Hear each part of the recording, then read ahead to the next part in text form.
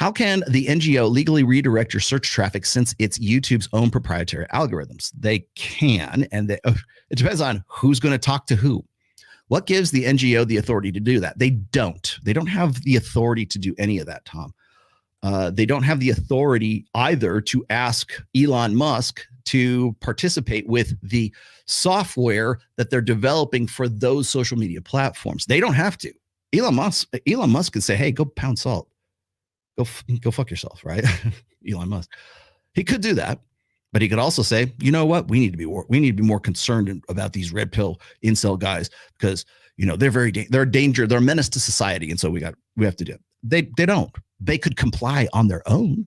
There's nothing that they can do to force them to do that, and that's the whole point of it. Now, it might be that it's just a fart in the wind. They don't know. They don't know that they're going to be successful about it, but that doesn't matter. I'll tell you why it doesn't matter. Because NGOs depend not on Elon Musk, not on YouTube, not on Google, not on Facebook, not on Instagram, they don't depend on those guys. They depend on you. They depend on the taxpayer dollar via the DHS, Department of Homeland Security, that allocates funds to these NGO watchdogs. And I can form one. We should do one. We should make an NGO, a red pill NGO. We should watch out for people who are promoting blue pill degeneracy. We can pull anything out of our asses and create an NGO and then apply for, I don't know, there's probably a tax exempt status. There's probably some like paperwork you have to do. Anybody can do it. The one I was mentioning before, Divert Hate, has only been around since 2021. And it was out of a college. I can't remember which college it is. When I finally do the whole full breakdown video, you'll understand what I'm talking about. I'm actually going to be republishing or publishing on my Substack an entire breakdown of all of this. And I'm going to make it free for everybody, and I'm going to make it free to comment on this one because I think it's that important.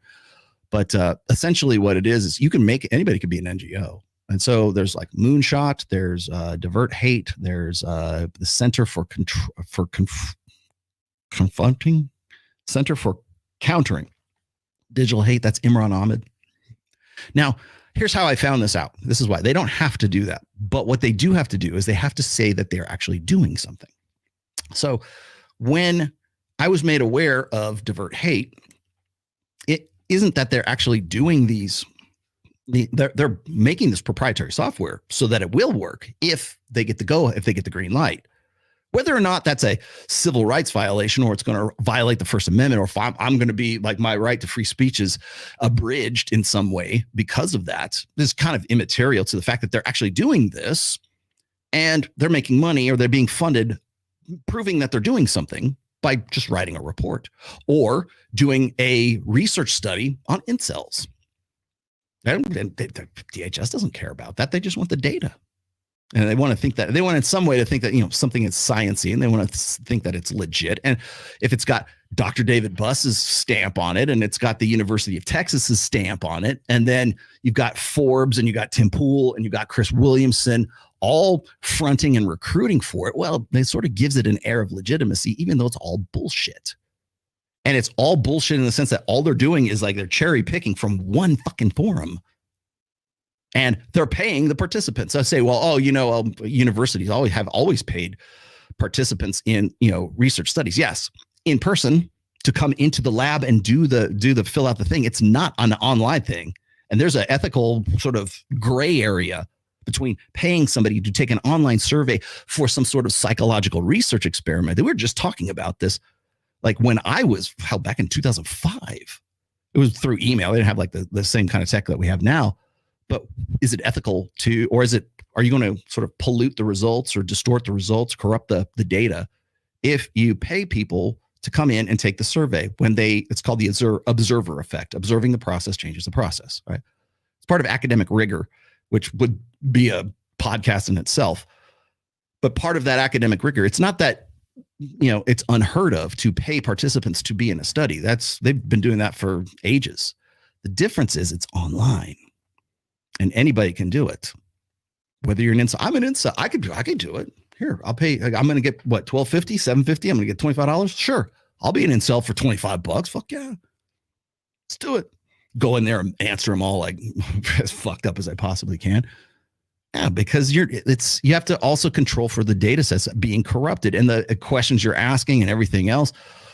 And you're only getting it from one survey, you're only getting it from one forum, and their sample size is somewhere between 200 and 400 people. What the fuck? Who the fuck is like? Where's the academic rigor? Dr. David Bust should know better than this. A first-year psych student should know at least methodology. That's actually a part of a course. Is experimental methods, I think is what it was called. Hell, I took that course for fuck's sake, man. Knowing what academic rigor is, knowing methodology. Are you actually even, is the experiment that you've constructed, does it even find or does it look for what you think it's supposed to be looking for? You have to have people like tell you, yeah, okay, this sounds like it's legit. Go for it. And then once you get the results, then you've got to have peer review, and then you've got to be published by hopefully an academic journal of some sorts. Nope, none of that shit. Just go fast track it right on out there. Most research that we look at, like when I quote a study, or it's Rolf Dengen, or it's Rob Henderson, or Steve Stewart Williams, or anything, you're looking at, you'll notice this. A lot of the studies they quote will be a year behind. They won't be 2023. They won't be, probably won't be 2022 unless it's something very quantitative. It'll probably be 2021 because it takes that long to go through academic rigor. But that's not what they're doing with this shit. So whenever I see somebody like Alex from Date Psych, or I see Chris Williamson like popping off about something that Will Costello said, or now I guess it's going to be Andrew Thomas or whoever else, I'm like, that is, the source is corrupt to begin with. And I think a lot of people, by the way, if you happen to be an incel, or if you're a guy that is in any way sort of associated with incel.co, or you, I don't know, gravitate towards that kind of stuff, understand those guys do not have your best interest in it. No 750 is worth, fucking around with these guys, because they just want to turn you into their boogeyman. That's all they want to do. That's all that they want to take that data, sell it back to whatever NGO, whatever the DHS, whatever, just so they have something sciencey to back up their reason for diverting my traffic, or Myron and Fresh, or Brian from whatever podcast, or whoever else that they think are creating these incels. We're not creating incels. If anything, I fucking have been against inceldom for a very long time. But that doesn't matter, because I'm just a boogeyman that they get paid with. So if you see that and you're like of that mind, I would suggest one of two things. One, don't participate in it at all and tell them to go fuck off. Or two, participate in it and just write as many fucked up answers as you possibly can. Corrupt their already corrupt methodology. Because these guys are manufacturing the data that they want so that they have a convenient foil, so that when their guy doesn't get elected, it will be those incel guys. It'll be those red pill guys. Who? It doesn't matter. Those red pill guys. They didn't want to get married. They didn't want to play ball. They radicalize these guys. That's what they want. Can they legally do that? No, they can't. Oh, thank you. Thank you, Wayne. Much appreciated. Yeah. He's downstairs. He's doing all right. I'm a little concerned about the strike through, but other than that, the use of the term incel is a pejorative, thereby discouraging honest participation in such NGO surveys. Yes. How clumsy and nearsighted. Yeah. I mean, that's another thing. Like I've asked these guys, and nobody wants to answer at this. I haven't been blocked, but I know a lot of people who have been blocked for asking similar questions, saying, why are you affiliated with this NGO? Why is an NGO the one that is paying the $750 for you? And you want to say that it's actually funded by the university. Yeah, the experiment is, but the money that they're using to pay the incels to participate in the survey, that's NGO dollars. Go look it up. I did. And you know what? They're hoping nobody does. That's why. That's where the money is derived from. I could go to Swansea and show you the links for that. The long and the short of it is like, why would you? First of all, it's $7. You want $750? I'll give you fucking $750. I'll give you $750 not to participate in it. How's that? Yeah.